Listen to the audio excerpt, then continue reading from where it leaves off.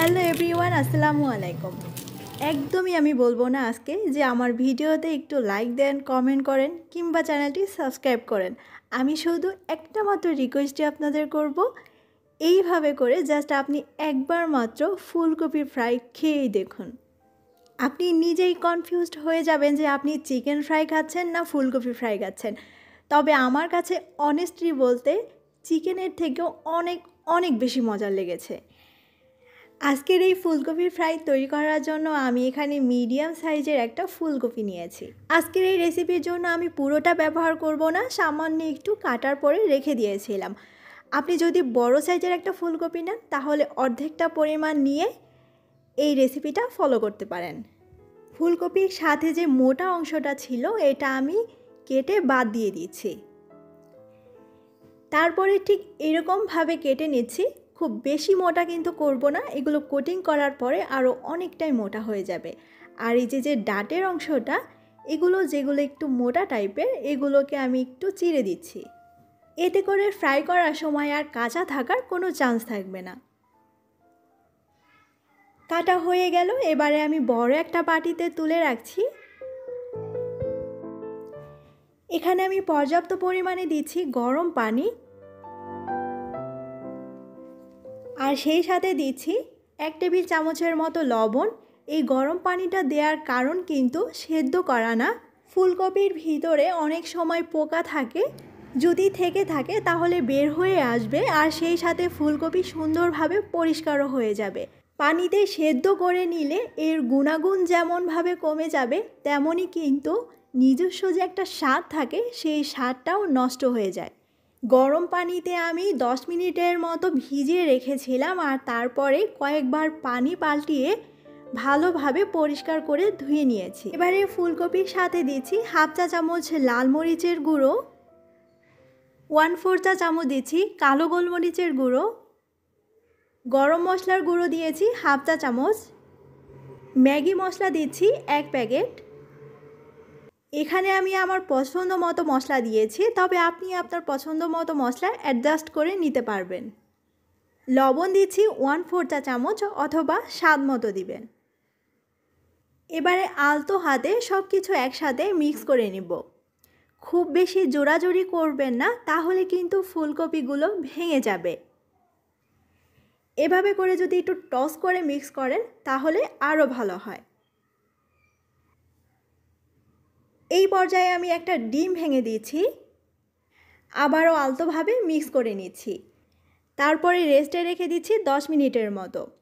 চাইলে আরও বেশি সময়ও রাখতে পারেন, তবে অবশ্যই রেস্টে রাখবেন কিছুক্ষণ, তাহলেই সব কিছু একসাথে ভালোভাবে মিশে যাবে, ফুলকপির গায়ে মশলা ভালোভাবে লাগতে পারবে। 10 মিনিট পরে আমি আবারও আলতো হাতে একটু উপর নিচ করে দিচ্ছি। আমি একটু ডিটেলসে আপনাদেরকে দেখাচ্ছি যাতে আপনারা পারফেক্ট রেসিপিটা পেতে পারেন। এবারে আমি যেটা করছি, আলাদা আরেকটা পাত্রে আমি এই ফুলকপির টুকরোগুলো আলাদা করে রাখছি। ডিমের যে বাড়তি মিশ্রণটা ছিল এটা আমি ছোট একটা বাটিতে ঢেলে রাখছি, আর এই বড় বাটিটা ধুয়ে আমি আরেকটু পানি এখানে দিয়ে দিচ্ছি। এবারে শুকনো উপকরণগুলো রেডি করে নিব। এখানে আমি নিয়েছি 1 কাপ পরিমাণে ময়দা, এর সাথে লবণ দিচ্ছি স্বাদ মতো, আমি এখানে 1/2 চা চামচ দিয়েছি। ঝালের জন্য লাল মরিচের গুঁড়ো দিচ্ছি 1/2 চা চামচ। এখানে গার্লিক পাউডার আছে 1/2 চা চামচ। এই গার্লিক পাউডারটা আমি ঘরেই তৈরি করেছি। রসুন কুচি কুচি করে কেটে রোদে শুকিয়ে তারপরে গুঁড়ো করে নিয়েছি, তবে আপনাদের হাতের কাছে যদি না থাকে তাহলে আপনারা এটা বাদ দিতে পারবেন, সমস্যা নেই। সব কিছু একসাথে ভালো করে মিক্স করে নিলাম। এবারে ফুলকপির একটা টুকরো আমি শুকনো উপকরণে প্রথমে দিয়ে দিচ্ছি, তারপরে হালকা করে কোটিং করে নিব। খুব বেশি চাপাচাপি করতে হবে না, আমি যেভাবে দেখাচ্ছি ঠিক সেভাবে। তারপরে ডিমের মিশ্রণে চুবিয়ে আবারও শুকনো উপকরণে কোট করে নিব। ফুলকপির গায়ে চাপ দিব না, শুকনো উপকরণ ফুলকপির গায়ে দিয়ে আলতোভাবে চেপে চেপে কোটিংটা করে নিব। স্ক্রিনে একটু লক্ষ্য করুন, তাহলে বুঝতে পারবেন। তারপরে অতিরিক্ত ময়দা ঝেড়ে ফেলে দিচ্ছি। দেখতে পাচ্ছেন কতটা সুন্দর হয়েছে কোটিং।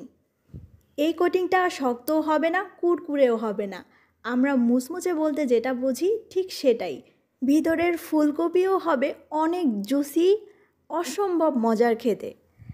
আমি গ্যারান্টি দিয়ে বলছি, আপনার ঘরে যদি ছোট্ট বেবি থাকে তাদেরকে বানিয়ে দিতে পারেন, ইনশাআল্লাহ অবশ্যই পছন্দ করবে। আমি সেইমভাবে বাকিগুলোও তৈরি করে নিচ্ছি। কেউ যদি চান যে ফ্রোজেন করে রাখবেন, সেক্ষেত্রে এভাবে করে বানিয়ে ডিপ ফ্রিজে একটা ট্রেতে করে ছড়িয়ে রাখবেন। যখন একটু শক্ত হয়ে যাবে উপরের কোটিংটা, তখন আপনি কোনো এয়ারটাইট বক্সে রেখে দিতে পারবেন। সবগুলি বানিয়ে নিয়েছি আর তারপরে সঙ্গে সঙ্গে ভাজতে চলে যাচ্ছি। যেহেতু ডুবো তেলে ভাজতে হবে, তাই চেষ্টা করতে হবে তেলের পরিমাণটা একটু বেশি নেওয়ার জন্য। আর তেলটা খুব ভালো করে গরম করে নিতে হবে। তেল ভালো করে গরম না করে তেলে ছাড়লে উপরের কোটিংটা কিন্তু নষ্ট হয়ে যেতে পারে এবং মুচমুচে কমও হতে পারে। গরম তেলে ছাড়ার পরে চুলার আঁচটা মিডিয়াম কিংবা মিডিয়াম থেকে একটু কমিয়ে দিবেন। তেলে দেওয়ার সাথে সাথেই নাড়াচাড়া করা যাবে না। যখন উপরের কোটিংটা একটু শক্ত হয়ে যাবে, তখন আলতোভাবে নেড়ে চেড়ে দিতে হবে। আর কিছুটা সময় নিয়ে ভাজতে হবে। এতে করে উপরের কোটিং যেমন মুচমুচে হবে, তেমনই কিন্তু ভিতরের এই ফুলকপিও ভালোভাবে সেদ্ধ হয়ে যাবে। আপনি যদি এই রেসিপিটা তৈরি করেন, আপনি ভাজার সময় বুঝতে পারবেন যে এগুলো কতটা মুচমুচে হয়েছে। আর ভাজার সময় এত সুন্দর ঘ্রাণ ছড়াচ্ছিল, আমি কি বলবো, এক কথায় অসাধারণ। আমি জানি না আজকের ভিডিও আপনাদের কেমন লেগেছে, আশা করছি ভালো লেগেছে। সবাই অনেক বেশি ভালো থাকবেন, সুস্থ, সুন্দর এবং নিরাপদে থাকবেন, এই কামনা করে আজকে এখানেই বিদায় নিচ্ছি। আল্লাহ হাফেজ।